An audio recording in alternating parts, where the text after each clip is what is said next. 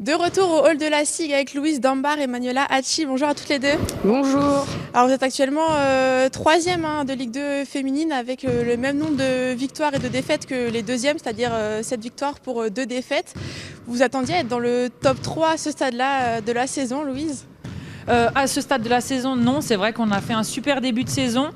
On a battu des grosses équipes. Alors à domicile, on sait qu'on peut toujours faire des exploits. Mais par contre, à l'extérieur, c'est vrai qu'on a réussi à faire des grosses perfs, notamment à Reims au début de la saison. Donc c'est plutôt encourageant. Il faut qu'on continue dans cette voie, même si on sait que maintenant les équipes nous attendent et que ça va être de plus en plus difficile. S'il y a un aussi beau classement, c'est-à-dire que ça matche bien aussi dans l'équipe. Comment ça se passe justement, Manuela, de ce côté-là? Oui, exactement. En fait, on a une très très bonne cohésion d'équipe. Dès le début de la saison, dès la prépa, on a senti vraiment cette atmosphère vraiment soudée entre nous, même si on n'avait pas forcément l'occasion de jouer ensemble avant. Et franchement, c'est vraiment un grand plaisir. Et en plus, il y a des résultats, donc forcément, toujours dans la bonne humeur. Et du coup, ça nous fait encore avancer. Il y a une mixité aussi dans l'équipe entre joueuses professionnelles et non professionnelles. Il y en a 6 actuellement des professionnels au sein de l'équipe. Il y a 3 ans, il n'y en avait que 2, si je ne me trompe pas. Il y a quand même une grosse évolution. Est-ce que ça aussi fait... Voilà, c'est aussi la conséquence de ces beaux résultats de début de saison? Alors je pense que ça joue énormément. Le club se professionnalise davantage au fil des années. C'est vrai que d'avoir des professionnels supplémentaires, ça aide à mettre de l'intensité déjà aux entraînements et ça se ressent finalement en match.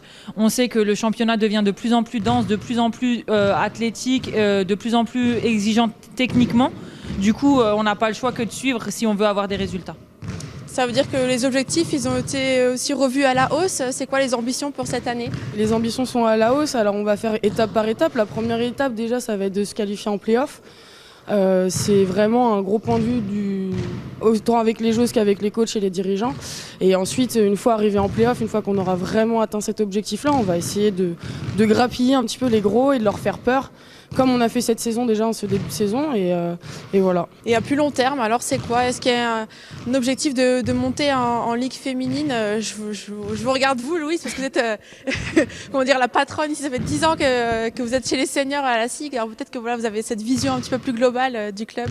Oui, c'est vrai que par rapport à l'époque où j'ai commencé, le club se professionnalise davantage, tant au niveau du staff, du bureau que des joueuses de l'équipe première, mais aussi au niveau du centre de formation, de l'équipe 2. Enfin, c'est tout un travail énorme d'ailleurs qui est fait par tout l'ensemble du club. Pour avancer encore plus, c'est vrai que la nouvelle salle sera primordiale parce que cette salle, certes on l'adore, mais il y a quand même des limites, tant au niveau infrastructure que sécuritaire pour les joueuses et pour le public. Donc ça va être le prochain gros point pour aller voir plus haut ensuite. Alors on a parlé des côtés positifs avec ce beau début de saison, mais il y a quand même eu 2 défaites. D'abord face au leader du championnat, Mondéville, en fin octobre, puis sur le parquet de Montbrison il y a 15 jours. Qu'est-ce qui n'a pas collé durant ces rencontres-là? C'est vrai que c'est des défaites qui sont assez dures parce que voilà, on savait que c'était quand même... on va commencer par Mondeville qui était quand même une grosse équipe, on sait que c'est un leader.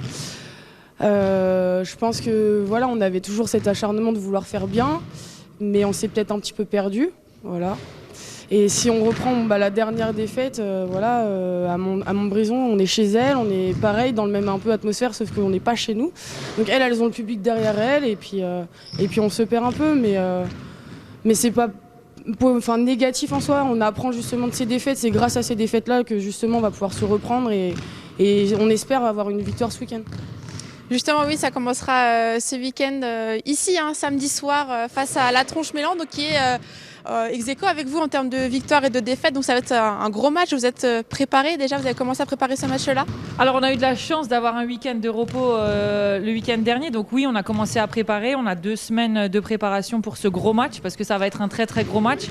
L'équipe de La Tronche-Mélan, on sait qu'elles mettent énormément d'intensité défensive. Elles sont très très agressives. Donc ça va être un combat. Ça va être un combat très très dur. Donc à nous de mettre les ingrédients pour justement mettre un peu d'euphorie dans cette salle et puis gagner ce match. Merci à toutes les deux. Et puis donc rendez-vous ce samedi ici au hall de la SIG pour le choc au sommet entre le 2e et le 3e de Ligue 2 féminine.